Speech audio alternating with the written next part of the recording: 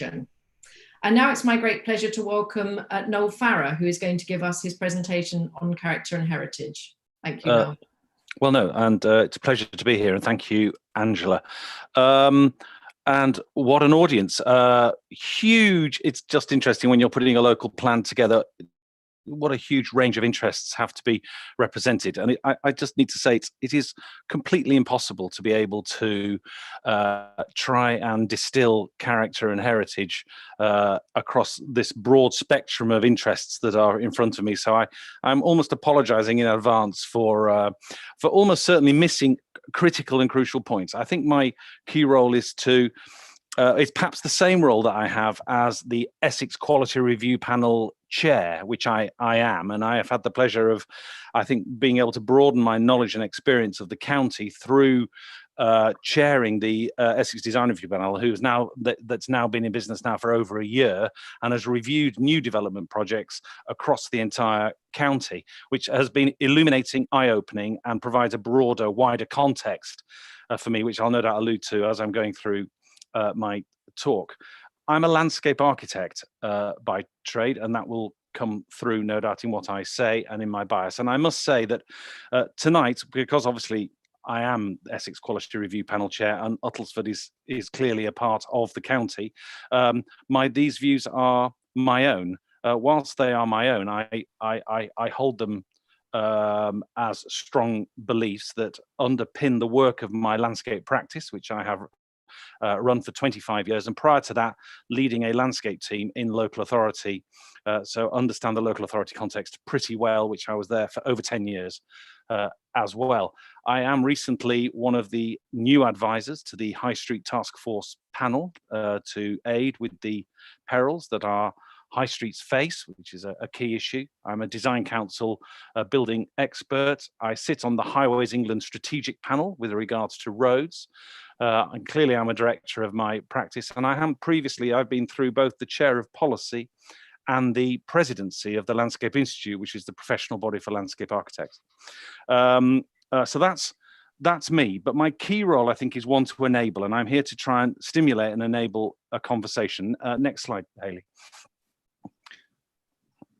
It's going to work beautifully. I know it's going to work beautifully. Thank you, Hayley. And so I think maybe the starting point of the talk today is, of course, character. What is character and what is heritage? And when we think in broad planning terms, and we must think in planning terms, this is a local plan that we are initiating the process of. What's interesting is that when you're looking at the definitions, and I chose to look at the definitions in the Cambridge English Dictionary rather than the Oxford English Dictionary, that was mainly a location thing. I've been pulled up on that previously. Character is the particular combination of qualities in people and a place that makes them different from each other. And it's the people piece that I think I want to perhaps talk about more. It's you, and this process of consultation has never been, I believe, more bought into, is more prescient, is more relevant than it has been previously. I think now people are realizing that they have a voice, and that has come through all sorts of changes, and they feel as if they do have a role in the democratic process, and never more so perhaps than at Uttlesford, where your councillors have come directly out of your public and out of your communities very, very recently, and now run the town hall and know your power and the best to you with that. So it's about people is character, and similarly with heritage. Heritage is, in definition, features belonging to the culture of a particular society, and this includes traditions, language, diversity, culture, and buildings that were created in the past and still have a historical importance. So the local plan for me must reflect community aspirations, and it is those communities that effectively are, I believe, the things that shape the places that we see around us and shape Uttlesford more than any other. Next slide. So I've had a quick look at just describing what I mean by that. These are actually Huguenot weavers' houses in East London from about 1740, but they are wholly determined by the functions that they served. The weaving communities lived and worked in these larger houses, acting as small domestic factory floors, the most important being most important thing being getting a lot of light, natural daylight, being their working bread and butter for their weaving, particularly silks in East London. And their fine work and embroidery was required, therefore, as much light to drench those buildings as possible. What's become interesting is that their character, therefore, and how they were built and their reason why they were built was one thing, which was the function of the people. But also now it has adorned, I think, very much a heritage interest to us, because they're, well, frankly, gorgeous. And who wouldn't want to live in one of those? And actually, they have become very, very desirable over time. And that trigger for me is actually heritage is all about quality. What we see in our heritage is the bits that survive are the bits that we want to see survive, because they are to some extent exceptional, even their roots. So it's about people that are shaping these things, and then quality. Next slide. This is Flitch Green, which is in Uttlesford. I was referencing it as Little Dunmow, which some of you may know it as. And this is also a space that has been entirely formed by function. This is a place between other places, if you like, that has emerged in the open countryside, and is, if you like, entirely formed by the car and by the convenience of people wanting to have their car on their front drive, and nearly all built, and is still being built, and it's a very, very recent place. But its entire form and the nature of its shaping is again driven by choices, by the choices that people want in relation to the convenience of their motor car, and the nature of individual homes on their own plots. And this is emerging not just here, but all over the UK, surrounding every town, because this is also very typical of suburbia generally. Next slide. But when you start to compare it in terms of all the other qualities of character, density, massing, form, rhythm, materialities, and the like, I've just gone back here and quickly just drawn a line around 500 homes, just over 500 homes, in this part in near Fournier Street in EC1 in London, which is back to our Huguenot homes. All, I would argue, incredibly desirable and forming places very close juxtaposition to each other, very simple forms that we understand and recognize and would probably talk about in terms of quality. Next slide. And that is imposing 550 homes, which is more than all the homes in the village of Flitch Green, which is below it. I would also argue they are both of a higher quality, and they are both going to trigger community, sustainability, carbon sequestration, and many, many other measures that you may wish to be able to make, which aren't being made in the community that is below it. Yet the community that is below it is newer, has been chosen, or has been offered, certainly, for our usage. Very, very different characters achieving very, very different things. These are, for me, the sorts of issues that need to be understood in relation to the choices that through this consultation people should be making with regards to informing the nature of the places they want in their local plan. Next slide. And this is, well, I suppose just about one of the latest parts of Flitch Green. Some of these still not yet sold, not yet complete, but already giving you a clear nature, contextual nature as to what it is. Are we happy with that? Are you happy with that? Is this the sort of place that you see aspirationally in the future? The local plan is a long-term document. It's about not just this year, next year, and the year after, but 10, 15 years time. We will be within the, almost certainly within the reach of this open plan. We will already be within the new government guidance on no fossil fuels in cars that you're going to be able to buy. We will probably be in a very different world, perhaps as different from today and then as from the Huguenot to now. That's the speed of change that we are seeing. And that, I suppose, also is therefore our challenge. How can we try and map and try and write a local plan that makes sense around that. And I would certainly bring here adaptability, flexibility. I would suggest that you look very much more at the principles and the nature of the outcomes that you want, rather than didactically looking at plans and master plans, which are physically trying to say, this is what the shape that it is going to be. I feel that local plans need to move away from their plan and much more into their outcomes and outputs as principles. Next slide.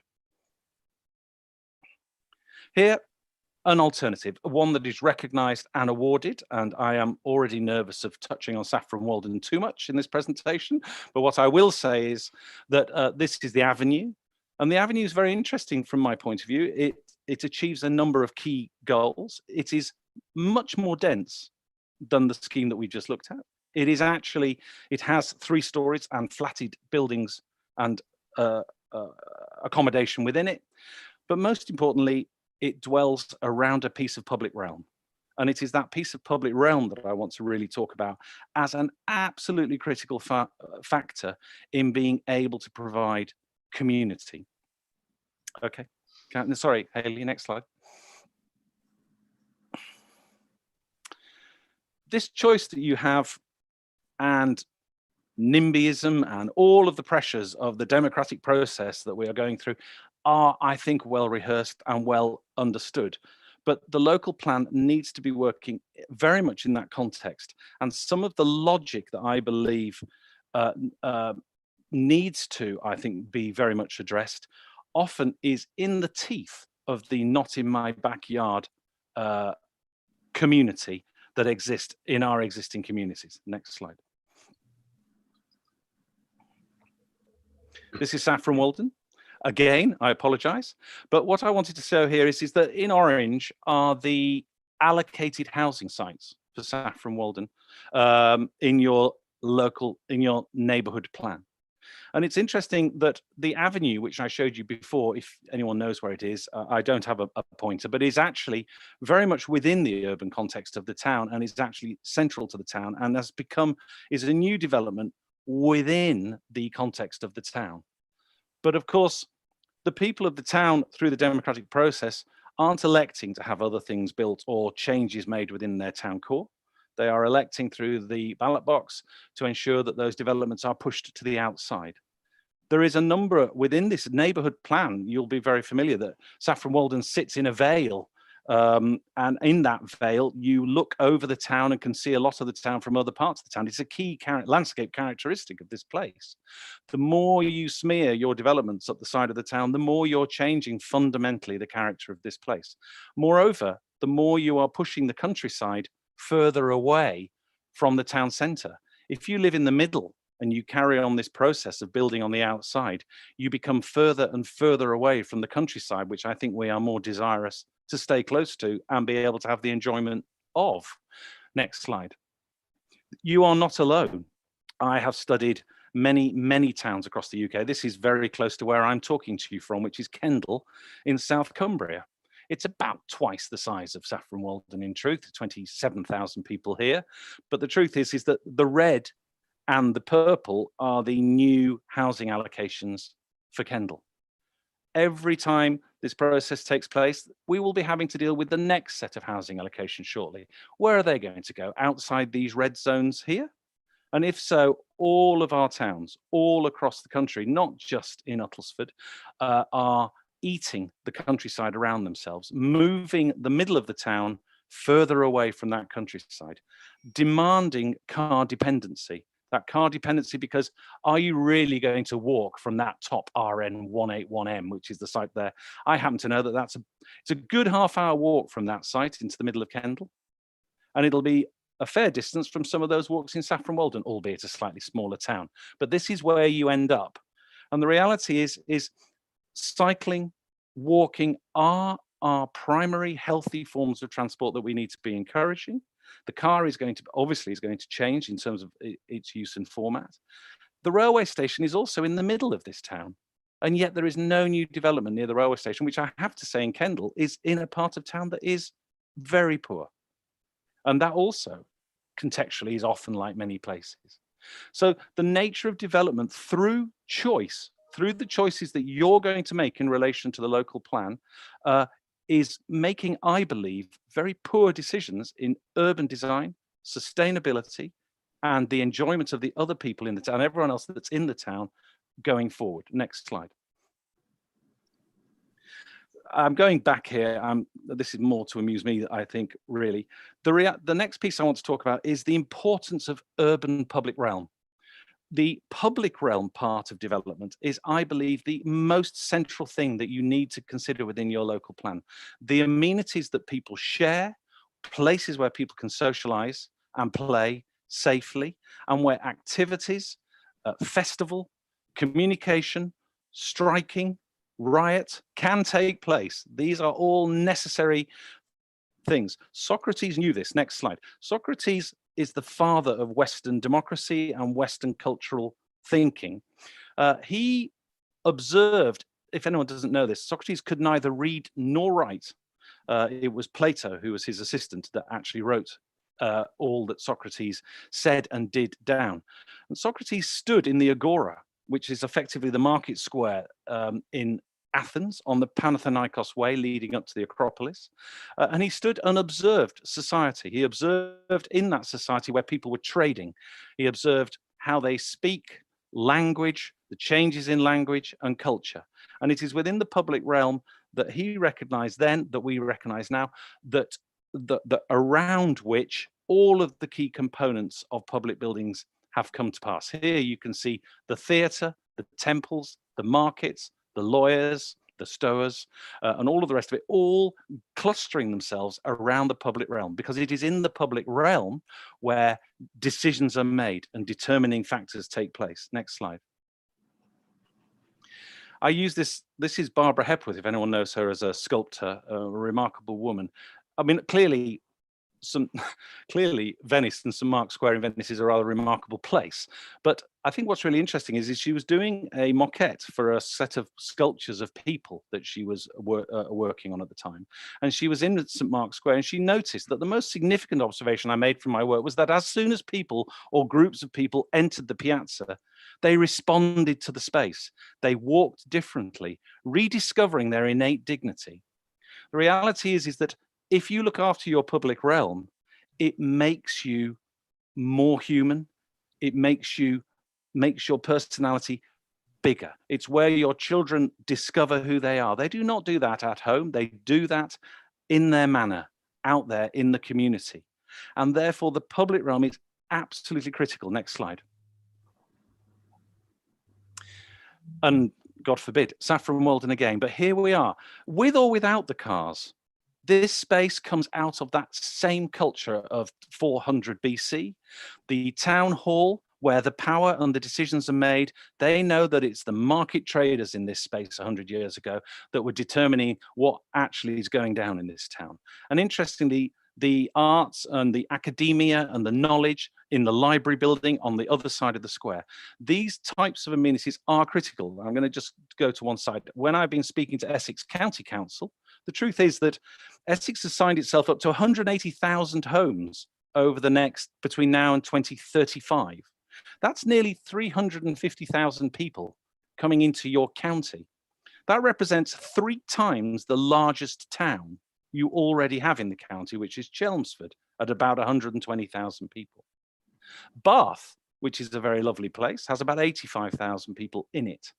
85,000 people where to be served effectively as a thriving, healthy, cultural, diverse community has 3 theatres, 2 bus depots, 19 bus routes, 2 town halls, 21 civic societies, 91 public buildings. The amenity, the public realm, and the spaces required for those societies need to be imposed and understood within your future local plans. I have said very clearly to Essex, how on earth are you going to, when you're looking at the development plans coming forward, other than the health centres and the schools which appear through Section 106, how on earth are you going to house 360,000 more people? Next slide.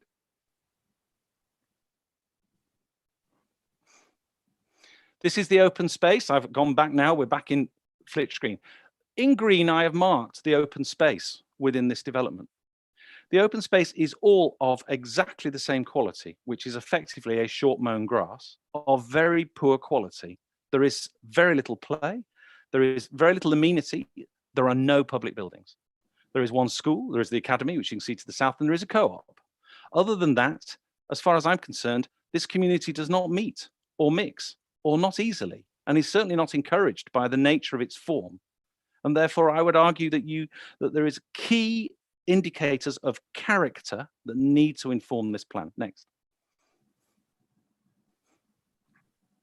This, I have, having a knowledge of the entire county, this is Beauly Park Master Plan. I ask you to go, all of you, please go onto the Beauly Park Master Plan website. There is a really nice info piece where you can click on it and go through all the different parts of the master plan. It's not entirely grim out there. This is a brand new railway station that they're bolting onto the existing railway line. They have really thought through this plan, and I believe it is rightly so. I know it's been awarded with the planning awards, but it is an example of good practice. I have looked at it, and certainly for me, it provides great encouragement. Next slide. Human society has been pulled apart by consumerism and materialism. For some reason or other, we seem to think that this is a good idea. This is what you see all the way through Flitch Green and everywhere. This is George Monbiot, but everyone else, there's been many people who've looked at this as a key issue. Why is it that we've suddenly decided that living in our own home with no walls touching each other, with a car that we can pull up to the front door is a good thing? All of the evidence, and I mean all of the evidence, suggests that this is an environment that does not encourage. This is poor for mental health, it's poor for community, it's poor for healthy lives. Next. And this is what we see. This is actually again up in South Lakes, but it could be anywhere. I've seen hundreds, nay, thousands of these. Classic developer, 54 units. I've got a field. I bought it off the local farmer. He's an easy seller. That link between the rural, I'm glad there's someone, I've written on this piece of paper, there is someone, I've forgotten the person's name, who's in charge of thinking about rural affairs. The link and the importance of joining together the needs, the dire needs of our rural community and our farming community, and that of our urban context could not be any stronger than in a place like Uttlesford. It needs to inform the local plan, how you grow your food, how you deal with local markets, how you create markets for those local industries that are the countryside and the management of that countryside, as well as wilding, biodiversity and the rest is critical. But what are we doing at the moment?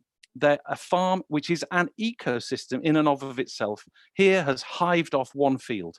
Do you know that's like removing your arm? Anyone who understands farming knows that to remove a field that is part of a rotation or part of other rural farming systems knows that actually this is the farm. Farmers never used to sell. Farmers never sell. They sell now because that's how we've been treating our farming community. And I think that speaking to the rural affairs piece is a fundamental part of this. What you're actually looking at here, though, of course, is a perfect plot for a developer. There is no public realm at all other than the road. They sell every part of the estate. There is actually that little green triangle in the top left-hand corner. There is a big pylon on the middle of there, which is the only reason why they haven't built a house on it, and they have designated that as the play area. As far as I'm concerned, this is not development that you can have nor encourage in your local plan. You have to have public realm, and you have to be prepared as a society to pay for it. Next slide. Another key point for me is technology. Technology is the answer, but what is the question? I don't know if anyone's ever heard that before. Cedric Price, a genius. The reality is this, is that we are in a society, which is, I suppose, a post-enlightenment society, which believes that we have all the answers, that the answers will come. And that is one of the appalling reasons for the break on our choosing to address climate change, choosing to address biodiversity. We genuinely believe that we will invent something that will create the answer to all of our problems.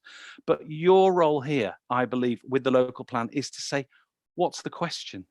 Technology is the answer, but that's not important. It's the question that is important. What do you want this place, the character and the heritage of the future to be? And once you have some clarity around that, then you can go to technology, which will provide you with the answer, not the other way around. Next slide. And this is an example on this slide of getting it the wrong way around. This won 22 awards, did Torgrove. This is in Thamesmead in South London. You can see the passive house chimneys on all of the houses. These are the very first passive house and some of the carbon neutral development in South London. You will also notice that the fence has been kicked in on that bottom house on the right-hand side because it has not considered community. There are no trees in the middle of there. It is full of car parks in the middle of there. It is actually not a very nice place. It is not attractive. It is not desirable. It does not meet any of the social requirements. But technologically, it's won 22 awards. But I got to tell you, those awards are going to go down the drain when they demolish it, which I believe that they are about to do in a few years' time. And that isn't very green, is it? Next slide. So maybe the thing that's perhaps going to change the shape of your communities more than any other. It is coming. I hope it doesn't look like that. But the reality is, it is coming.